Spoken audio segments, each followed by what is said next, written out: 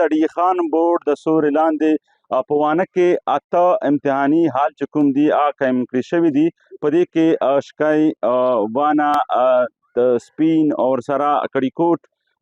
مختلف علاقې کې امتحانات چې کوم دي هغه روان دي. نو په دې حوالې سره شپږ چې کوم دي هغه میل سنټر دي او دوه فیمیل سنټر دي. موږ د کنټرولر ډېره شکریا ادا کوي چې دوی ته چې کوم سټاف ورته کړی دی که نه ایز کمپیر ټو پریویس چې کوم حالونه وي که نه د حالونه ډېر کنټرول چلیږي که نه وړکې وپاشول دي که نه د سیستم چې کوم دو انشاءالله یوه ښه پازیټیو طرف ته روان دی. سر جین مونم فواد دی او ماشاءالله میش پیرا کل کلی تیاری کړی دو او ماشاءالله ناقل هم نشته دی کلی حال دی میش ډېر په صحیح مطمئنی پر چې کلی ورکای. جی منم عاقب جاوید دی چې زه د 10 کلاس سټوډنټ یم. ماشاءالله نقل چټینګ چې کومه سلسله وه ختم شوې ده اوس چټینګ بهیر دلته ملاویږي نه میش پیرا کل پیرا سال محنت وکړه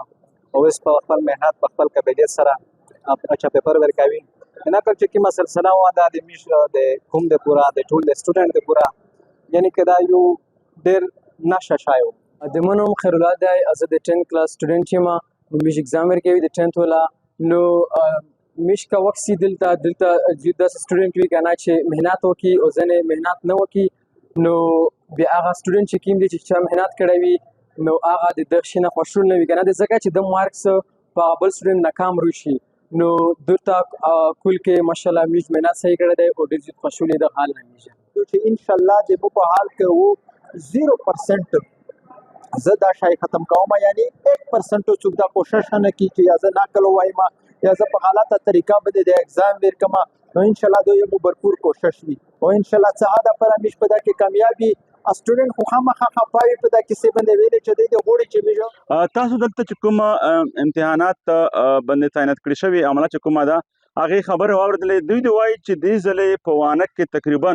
2100 نه زیات سټوډنټان چې کوم دي د مختلفو سکولونو هغه پیپر ورکوي او د حوالې سره اته سنټرې چې کومې دي هغه جوړې شوي دي. نو که وګورو دې ځلې امتحانات په وزیرستان کې بنسبت تیر کال دې ځل ډېر زبردست روان دي. مونږ د حالونو دوره وکړه وګرځېدلو زمونږ سره امتحاني عمله وه هغه زمونږ سره وګرځېدله دې ځلې نقل چې کوم دی کافي حده پوره کنټرول شوی دی. نو که وګورو په وزیرستان کې بار دا شکایت راتلل چې دلته کې نقل زیات دی. نو دې ځله د وانا ویلفیر اسوسییشن یا ټیچر اسوسییشن چې کوم دی هغې په کوششونو باندې دې ځلې کافي حده پوره نقل کنټرول شوی دی.